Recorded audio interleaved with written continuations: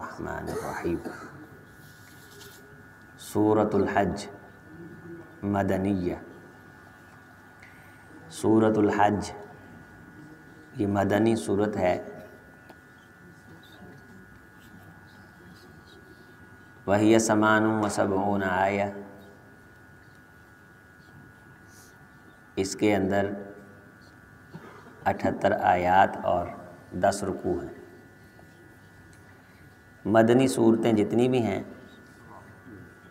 ان صورتوں میں اللہ تعالیٰ نے احکامات کام کرنے کے کوئی نہ کوئی معاملات ذمے لگائے ہیں، ذمہ داریاں سونپی ہیں، اور ساتھ ساتھ ان صورتوں میں آخرت کی جو فکر ہے اس کی طرف خاصی توجہ اللہ تعالیٰ نے دلوائی ہے۔ اس سورہ مبارکہ میں بھی اسی طرح کہ شروع میں ہی اللہ تعالیٰ نے قیامت کی سختیوں کا، اس قیامت کبریٰ، زلزلہ کبریٰ کا تذکرہ کیا ہے۔ لوگوں کی کیفیات کس طرح ہوں گی اس وقت، عذاب کی شدت کے مناسبت سے انہیں بیان فرمایا ہے۔ پھر انسان کی تخلیق وہ کن کن منزلوں سے ہو کر کے مکمل ہوئی اس کا اللہ تعالیٰ نے تذکرہ کیا ہے۔ اسی طرح ایک ایمان والا شخص اور جو ایمان والا اپنے آپ کو کہتا ہے لیکن اس کے دل میں ایمان اترا نہیں ہے، اس کا تذکرہ کیا ہے۔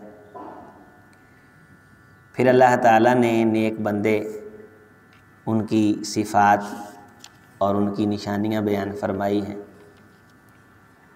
یہودی صابی جو بے دین ہوتے ہیں، صابی اسے کہتے ہیں، نصارہ ان کو کہتے ہیں جو عیسائی ہوتے ہیں، مجوس یہ آگ کے پجاری، ایرانی یہ سارے مجوس تھے، یہاں آگ کی پوجا ہوتی تھی۔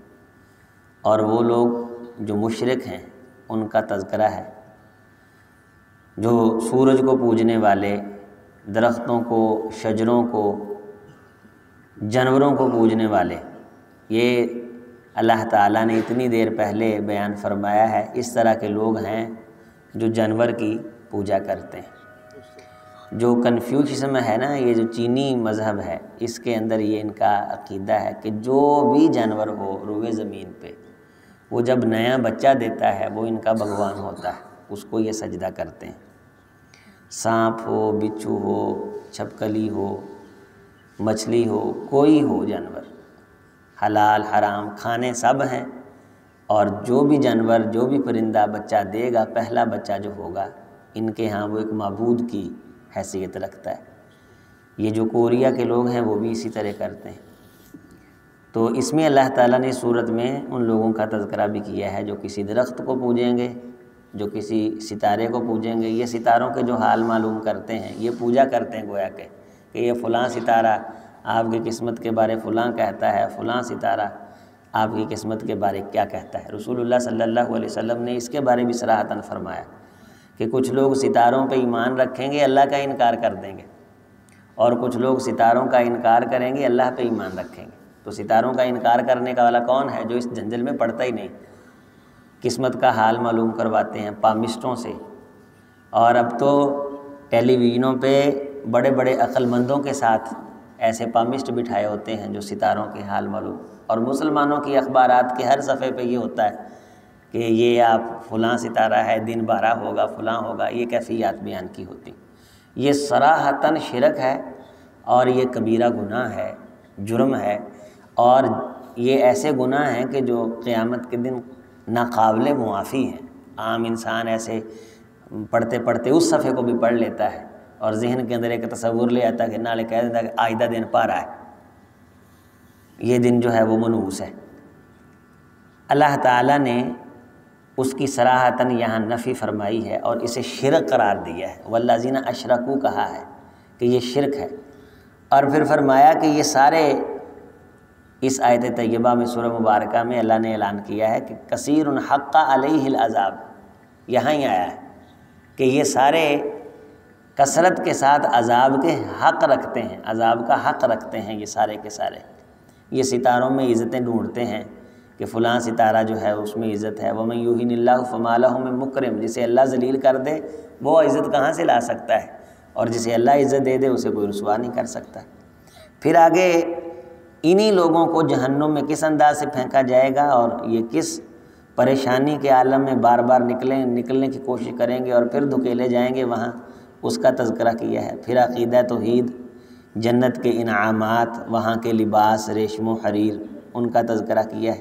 یہ مشرکین کی ساری صفائی دھلائی کر کے پھر اللہ تعالیٰ نے مسجد حرام کی فضیلت بیان کی ہے، اس کی طرف آنے والوں کی فضیلت بیان فرمائی۔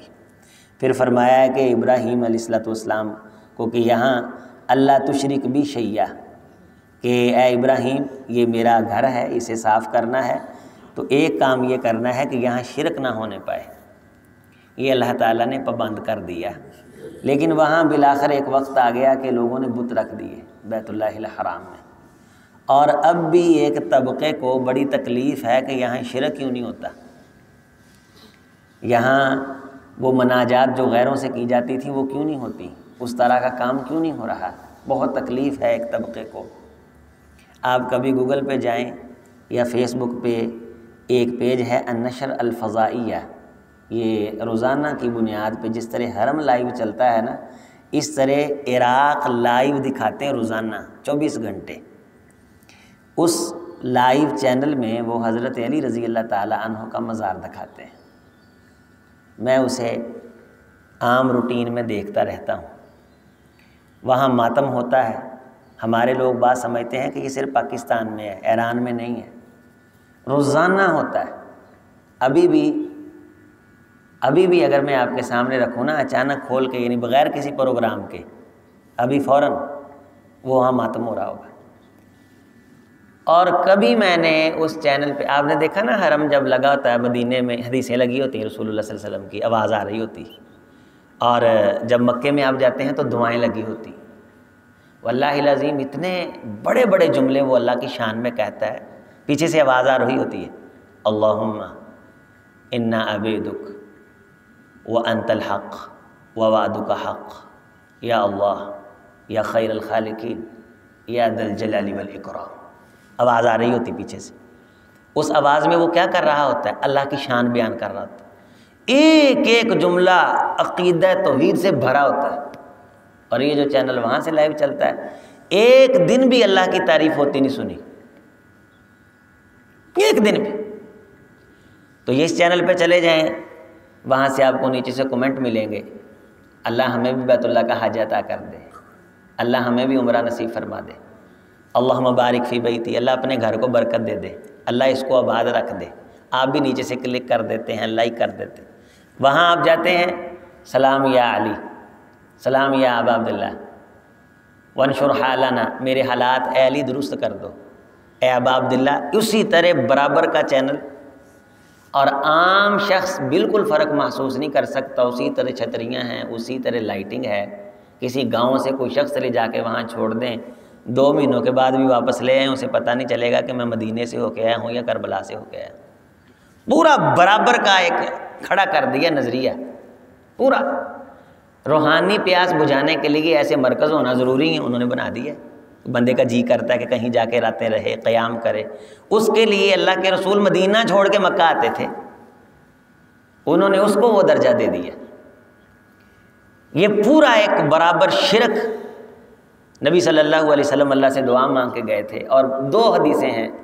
ایک تو پہلے نمبر پہ آپ نے حکماً پابند کیا کہ بھئی سن لو خبردار، میری قبر کو سجدہ گاہ نہ بنانا۔ گزشتہ امتیں اس لیے تباہ اور ہلاک ہو گئیں کہ انہوں نے اپنے نبیوں کی قبروں کو سجدہ گاہ بنا لیا۔ اور دوسری آپ نے پھر دعا فرمائی، اللہم لا تجعل قبری وثنا یعبد، اللہ میں تجھ سے درخواست کرتا ہوں کہ میری قبر کی حفاظت فرمانا، اس کی عبادت نہ کی جانے لگے، اس کو سجدے نہ کیے جانے لگے۔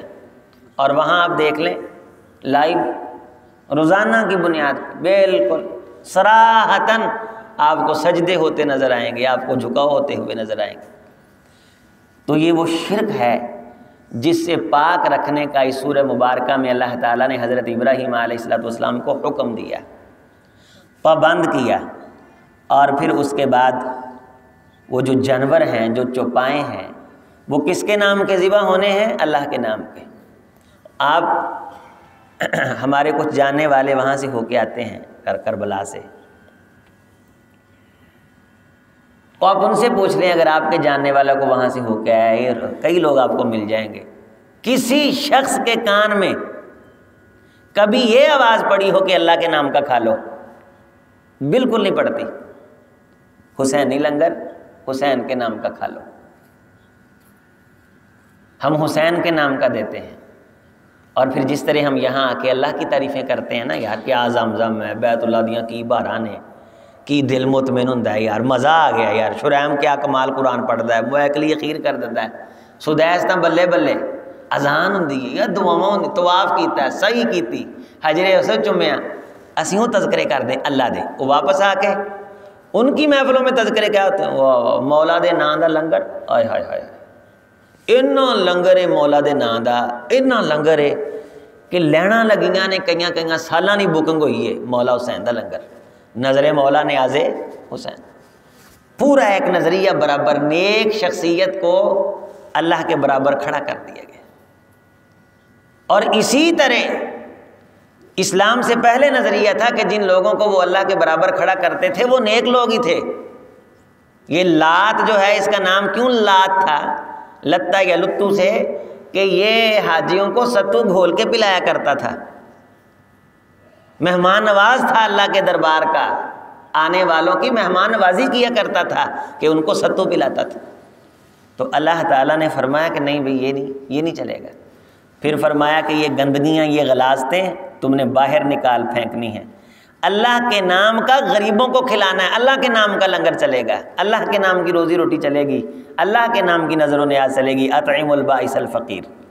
پھر فرمایا کہ بتوں کی گندگی سے بچنا ہے، جھوٹی باتوں سے بچنا ہے، شرک سے بچنا ہے۔ جو بندہ شرک کرتا ہے گویا کہ آسمان سے نیچے گر پڑتا ہے، اور گرتا بھی ایسے ہے کہ اسے رستے میں پرندے نوچ لیتے ہیں، بچتا نہیں وہ۔